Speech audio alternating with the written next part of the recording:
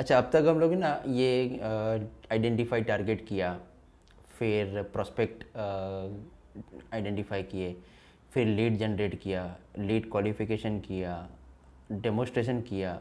ये सारा part complete होने के बाद क्लोजिंग आता है। तो ये वाले चैप्टर में हम लोग क्लोजिंग की बात करेंगे। तो क्लोजिंग में क्या क्या मुद्दे हो सकते हैं।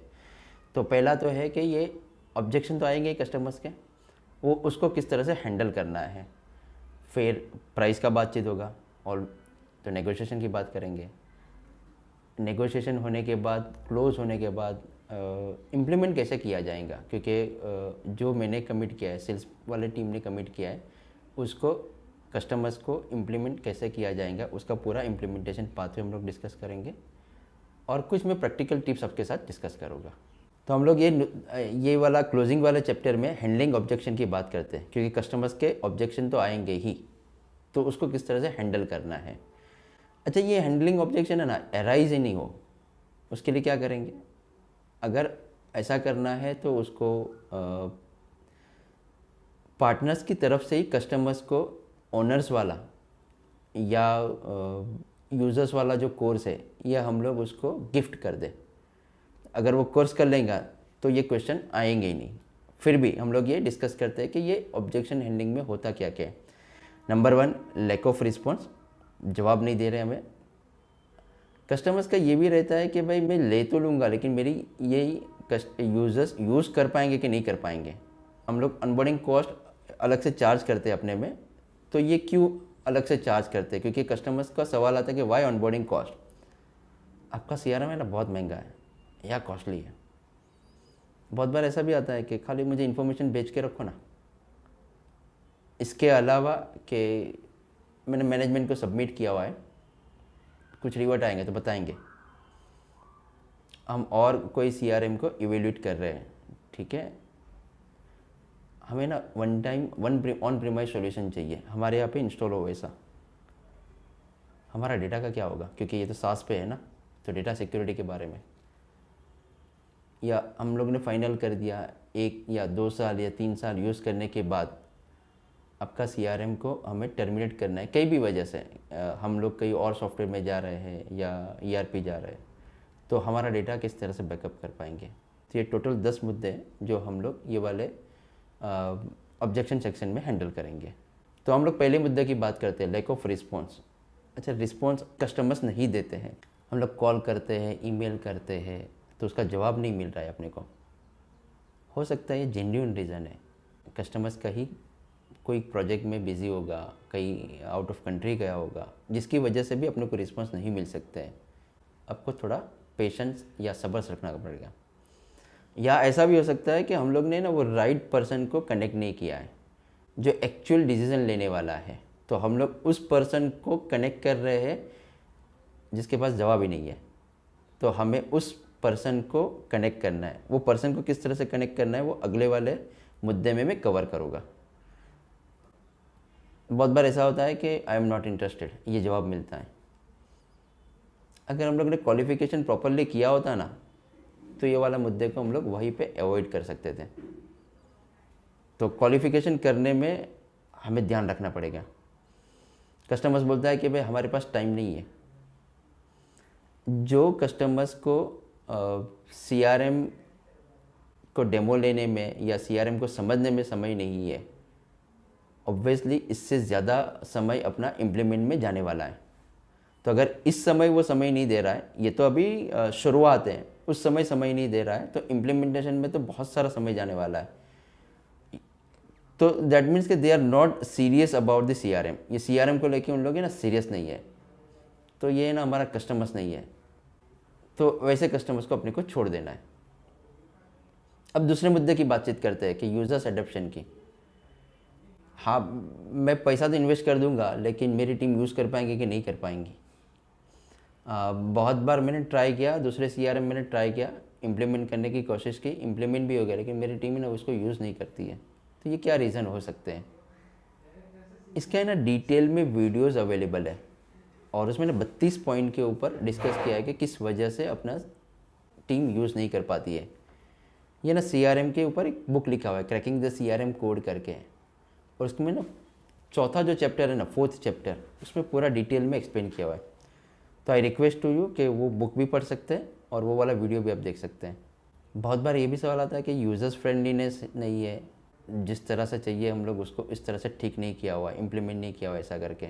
अपने को फंक्शनलिटी के ऊपर ध्यान रखना है। अपने को जो गोल है, हम जो प्रोसेस इम्प्लीमेंट करना चाहते हैं वो अचीव हो रहा है कि नहीं हो रहा है, या उसके यूआई के ऊपर ध्यान रखना है अपने को।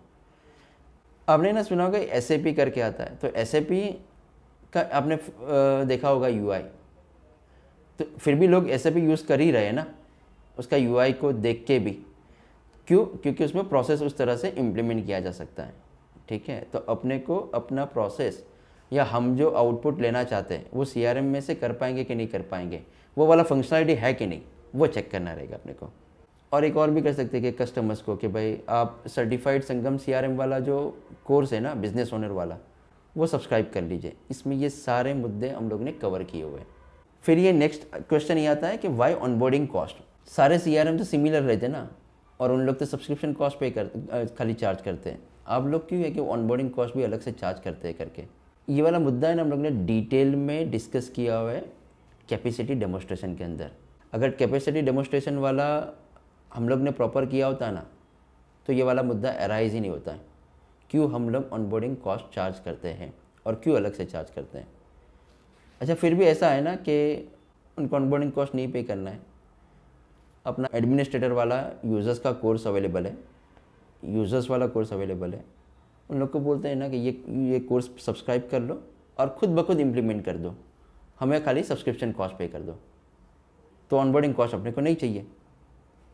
ठीक है। चौथा मुद्दा आता है कि आपका CRM है ना बहुत महंगा है या कॉस्टली है। ये वाला मुद्दा भी ना अपना क्वालिफिकेशन के समय में हम लोग अवॉइड कर सकते हैं, क्योंकि क्वालिफिकेशन के समय हम लोग अपना प्राइसिंग की बात करते हैं। अगर फिर भी उसको कॉस्टली लग रहा है तो उसको अपना फ्री वाला CRM उसको सजेस्ट कर सकते हैं, क्योंकि वो तो फ्री है, उसमें कोई खर्चा नहीं है। ये ना हम लोग 5-वे एनालिसिस करके समझते हैं। पहला मुद्दा, एक जिम का एग्जांपल लेते हैं। जिम का subscription cost 18,000 rupees per year है, और वहाँ पे ना सुरेश और रमेश, ये 2 पर्सन है। सुरेश को सही लग रहा है बट रमेश को है ना महंगा लग रहा है। तो जानते हैं हम लोग इसका क्या वजह है। क्योंकि सुरेश रेगुलर जाता है, डेली जाता है, वो इक्विपमेंट्स यूज़ करता है, डेली एक्सरसाइज करता है, जो डाइट प्लान दिया है वो फॉलो करता है और उसको बेनिफिट मिल रहा है।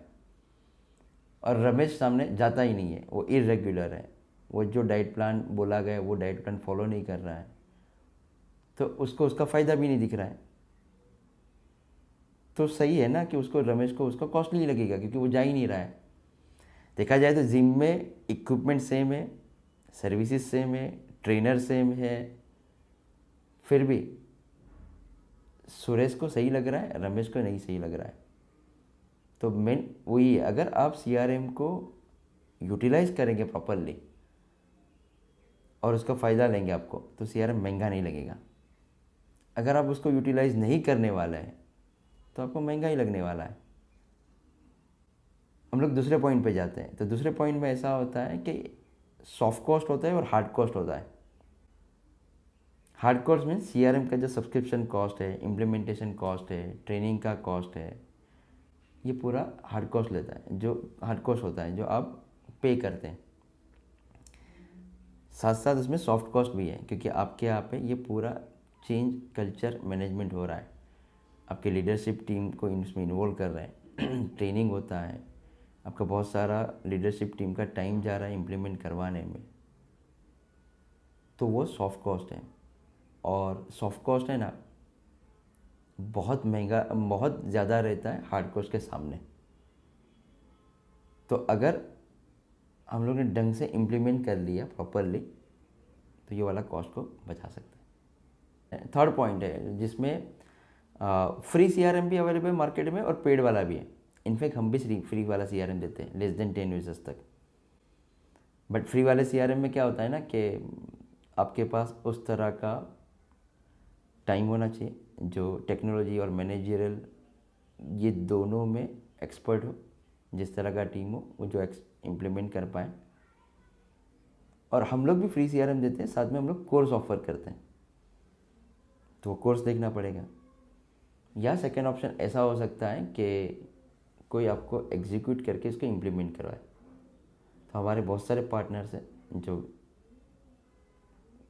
उसका कुछ अमाउंट लगता है, वो अमाउंट करके आपको इसको एग्जीक्यूट और इम्प्लीमेंट करके आपको गो लाइव करवा सकते हैं। तो ये सेकंड ऑप्शन भी रहता है उसमें, बट हमारा लेस देन 10 यूजर्स तक तो फ्री CRM अवेलेबल है। चौथा पॉइंट हम लोग कंसीडर कर सकते हैं कि ये वन टाइम होना चाहिए, ये बार बार क्यों हम लोग सब्सक्रिप्शन कॉस्ट पे करें, क्योंकि अब तक तो हम लोग हार्डवेयर परचेस करते थे जिसमें लैपटॉप आता है, सर्वर आता है, डेस्कटॉप आता है, वो वन टाइम हम लोग ने कॉस्ट पे कर दिया, तो फिर अगले साल से हम लोग उसके ऊपर कुछ AMC कॉस्ट पे करते हैं। बट CRM वैसे नहीं हो सकता है। CRM के अंदर वो एक तो कॉम्प्लेक्स टेक्नोलॉजी पे और कॉम्प्लेक्स एनवायरनमेंट में पूरा बना रहता है, तो उसमें डेडिकेटेड डेवलपमेंट और उसके ऊपर R&D होती ही रहती है, तो जिसका एक कॉस्ट अलग से लगने वाला है। दूसरा कि CRM में बहुत सारे प्लेटफॉर्म के साथ इंटीग्रेटेड रहता है, ईमेल के साथ, व्हाट्सएप के साथ। तो अगर वो इसके साथ इंटीग्रेटेड है, दैट मीन्स कि वो कहीं ना कहीं CRM ऑन होना चाहिए। तो ऑन करने के लिए अपने को कहीं ना कहीं डेटा सेंटर पे होस्ट करना पड़ेगा, तो उसका एक खर्चा रहेगा। उसके अलावा CRM कहीं से भी एक्सेस होना चाहिए, कभी भी एक्सेस होना चाहिए।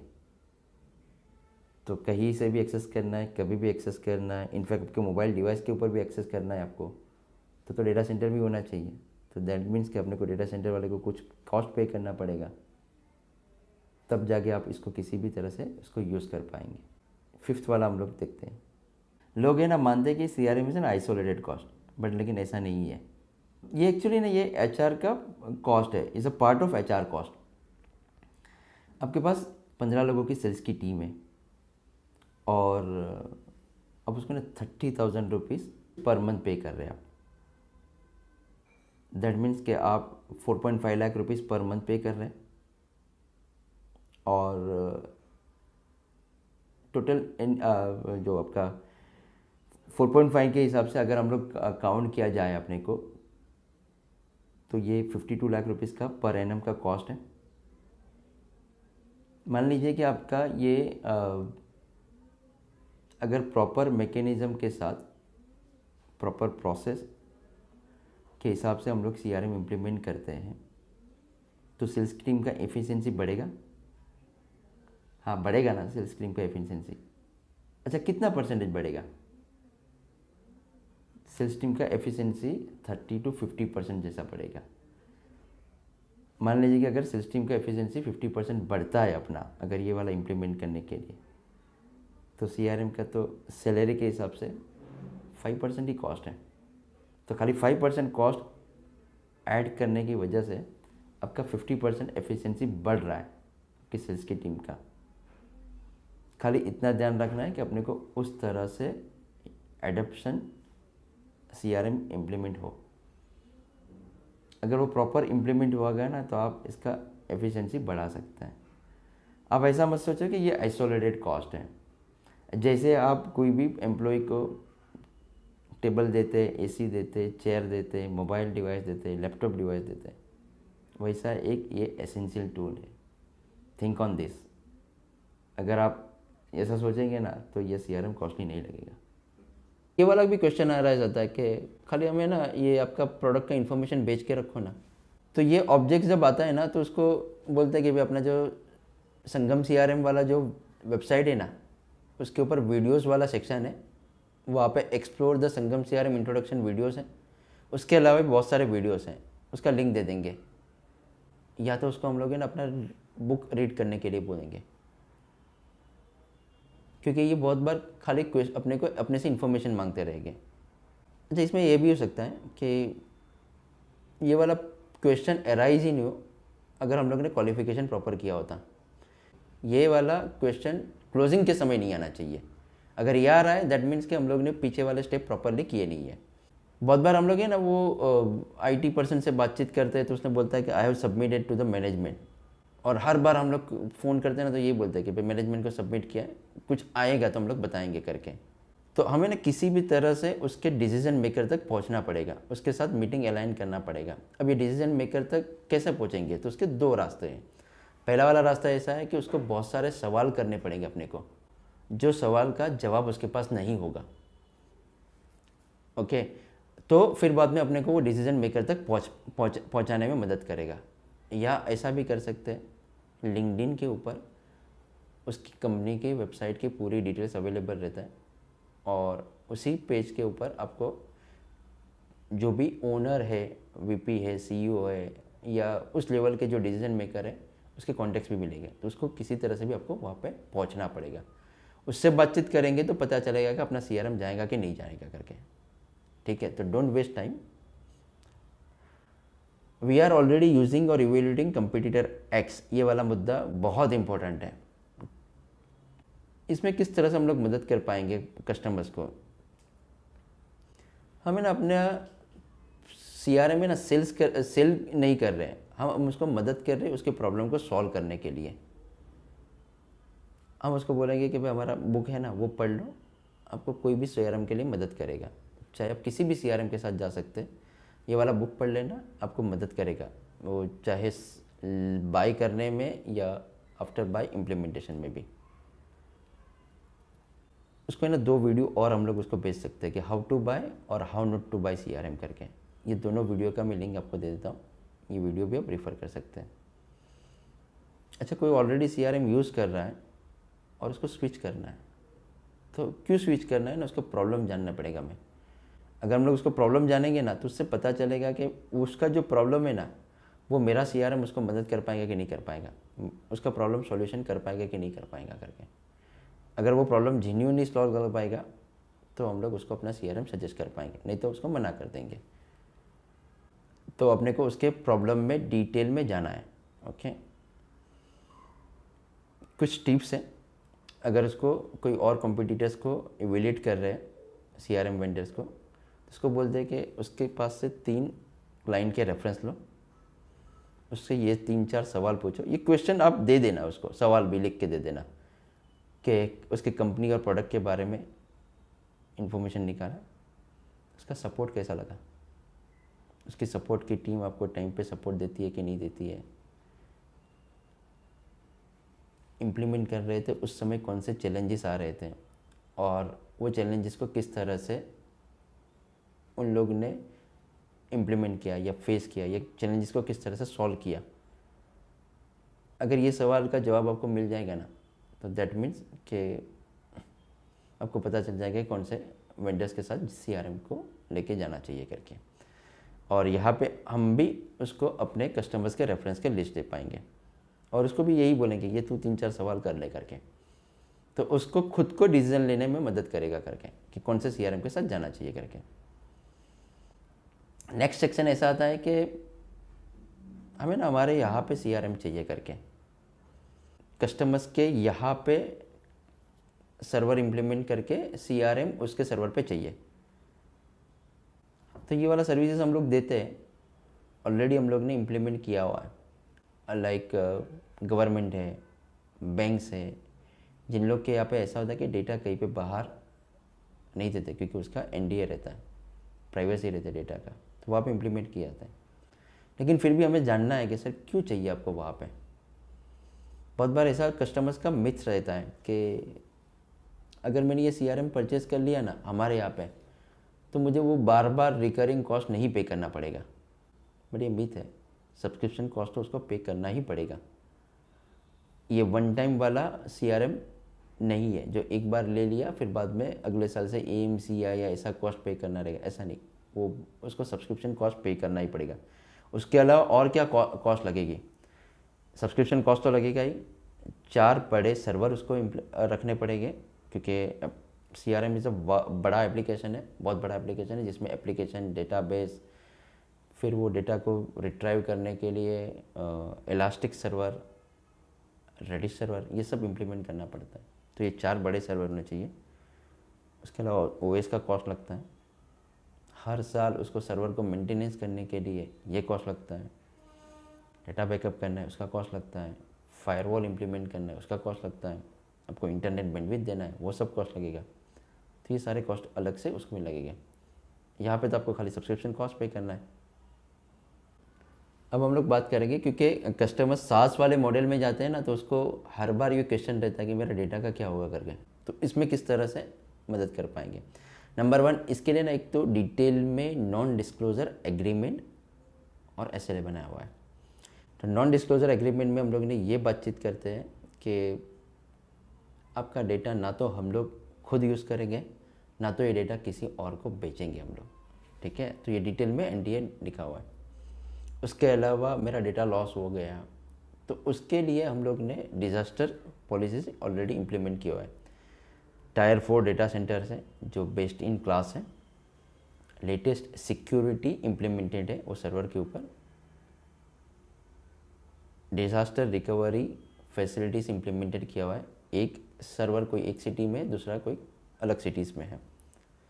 मल्टी टेनेंट वाला मॉडर्न सास एप्लीकेशन इम्प्लीमेंट किया हुआ है। और रेगुलरली हम लोग VAPT करते रहते हैं, VAPT का सर्टिफिकेट हमें मिलता रहता है। अगर उसमें कुछ भी VAPT वाले क्वेश्चन करते निकालते हैं, उसमें जो प्रॉब्लम है वो हमारी टीम उसको सॉल्व करती है। और हम लोग कभी भी ये डेटा किसी और के साथ शेयर नहीं करते किसी भी पर्पज़ के लिए। अब तक मैंने ना सर्वर वाली बात की, अब हम लोग आउटसाइडर प्राइवेसी किस तरह से मैनेज कर पाएंगे। नंबर 1, इसका पासवर्ड पॉलिसीज़ है। जो लॉगिन करेंगे तो उसका यूज़र नेम पासवर्ड है, उसके बिना लॉगिन नहीं कर पाएंगे। अगर कोई 3 बार अटैम्प्ट करता है तो उसका लॉगिन अलर्ट दे पाएंगे। OTP सर्विस बेस है, तो जब लॉगिन करेगा तो उसको OTP जाएगा, वो OTP के थ्रू उसके अंदर लॉगिन कर पाएगा। सिंगल साइन इन है, गूगल साइन इन के थ्रू का लॉगिन कर सकते हैं। मोबाइल का IMI बेस्ड लॉकिंग भी है, तो वो मोबाइल के अंदर ही वो एक्सेस कर पाएंगे जिसमें IMI बाइंड किया हुआ है। हमें ऐसा चाहिए कि आपके ही सेंटर में आपके ही IP से वो CRM यूज़ करना चाहिए, तो वो भी कर पाएंगे। यही रेंज में चलना चाहिए। जियो फेंसिंग है, तो मान लीजिए कि अपने को 100 किलोमीटर के रेडियस के अंदर ही अपने को करना है, तो वो भी कर पाएंगे। हमें ऐसा करना है कि भाई आफ्टर ऑफिस आवर उसका CRM एक्सेसिबल नहीं हो, कहीं से भी नहीं हो, तो वो भी रिस्ट्रिक्ट कर पाएंगे। ये हुआ हमारा आउटसाइडर प्राइवेसी के लिए। अब हम लोग ये बातचीत करते हैं hierarchy based access control through internal CRM security की बातचीत करते हैं एक्सेस कंट्रोल के हिसाब से। तो इसमें कैसा होता है ना कि मेरी टीम है जो अलग अलग ब्रांचेस में है या अलग अलग सिटीज़ में है, अलग अलग लोकेशन पे है, या एक ही सिटी में है या एक ही लोकेशन में लेकिन मल्टीपल डिपार्टमेंट है, उसका किस तरह से डेटा हम लोग उसको एक्सेस कंट्रोल कर पाएंगे। नंबर 1, कौन सा मॉड्यूल दिखाना है ना वो हम लोग कर पाएंगे। नंबर 2, कौन सा रिकॉर्ड उसको दिखना चाहिए। नंबर 3, वो रिकॉर्ड के अंदर कौन सा फील्ड दिखना चाहिए नहीं दिखना चाहिए, उस लेवल का एक्सेस कंट्रोल दे सकते हैं। यहाँ पे मैं आपको एक एग्जांपल देता हूँ। लेट्स से सपोज सुरेश और रमेश ये दोनों एक ही टीम में हैं, तो सुरेश को ही ना रमेश का डेटा नहीं दिखना चाहिए, बट रमेश को सुरेश का डेटा देखना चाहिए, तो वो भी इसमें इम्प्लीमेंट कर सकते हैं। अब सुरेश और रमेश एक ही टीम में, दोनों को दोनों का डेटा दिखना चाहिए, लेकिन सुरेश ने जो रिकॉर्ड क्रिएट किया है ना, तो रमेश को वो रिकॉर्ड के अंदर मोबाइल नंबर का फील्ड नहीं दिखना चाहिए, तो वो लेवल का भी एक्सेस कंट्रोल इसके अंदर है। अब मान लीजिए कि भाई आपके यहाँ पे एक ही लोकेशन पे सेल्स की टीम बैठती है, सपोर्ट की टीम बैठती है, तो सेल्स वाले को सेल्स का ही डेटा दिखना चाहिए, सपोर्ट का ही नहीं दिखना चाहिए, डेटा नहीं दिखना चाहिए। और सपोर्ट वाले को खाली सपोर्ट का ही डेटा दिखना चाहिए, लाइक टिकट मॉड्यूल और कस्टमर्स का रिकॉर्ड, उसको लीड और अपॉर्चुनिटी नहीं दिखना चाहिए। तो वो भी हम लोग इस तरह से इम्प्लीमेंट कर सकते हैं। एक और लेवल का हम लोग बातचीत करते हैं कि 3 ब्रांच है, branch A, branch B, branch C, और उसके ऊपर एक ब्रांच हेड है। ये तीनों ब्रांच को मॉनिटर करता है। तो ब्रांच A को ब्रांच A के टीम को ही डेटा दिखना चाहिए, ब्रांच B को ब्रांच B के टीम का ही डेटा दिखना चाहिए, ब्रांच C को ब्रांच C का ही डेटा दिखना चाहिए। बट लेकिन जो ब्रांच हेड है जो ये तीनों ब्रांच को मॉनिटर करता है, उसको ये तीनों टीम का डेटा दिखना चाहिए, तीनों ब्रांच का डेटा दिखना चाहिए। तो उस तरह का भी यूज़र्स लेवल, रोल वाइज या टीम वाइज या ब्रांच वाइज, जो मैंने जिस तरह से बोला उस तरह से आप डेटा को एक्सेस कंट्रोल दे सकते हैं। अब फाइनल बात ये आती है कि ठीक है सर, आपका CRM तो हम लोग ने बाय कर लिया, हम लोग ने 2 साल 3 साल इसको CRM को यूज़ किया, बट 3 साल के बाद हमें ऐसा लगा कि नहीं, अभी कोई और CRM में जाना है या कोई बेटर सिस्टम इम्प्लीमेंट करना है, इन हाउस CRM आपको बनाना है या ERP सिस्टम में जाना है, कुछ भी हो सकता है। तो मैं डेटा को किस तरह से बैकअप कर पाऊँगा, डेटा को किस तरह से मैं ले पाऊँगा। तो इसका सॉल्यूशन हम लोग ने इस तरह से किया है कि आपके यहाँ पे कोई भी एक एक्सपर्ट होगा, जो भी एडमिन होगा या ओनर होगा, उसको एक्सपोर्ट का राइट दूंगा। तो जब भी चाहिए आप उसका डेटा एक्सपोर्ट एग्जे एक्सेल करके ले सकते हैं। नंबर 1, कोई भी मॉड्यूल में से आप एक्सपोर्ट करके एक्सेल डेटा दे सकते हैं, लेकिन हाँ, जिसको एक्सेस दिया है ना वही ले पाएगा, और कोई नहीं ले पाएगा।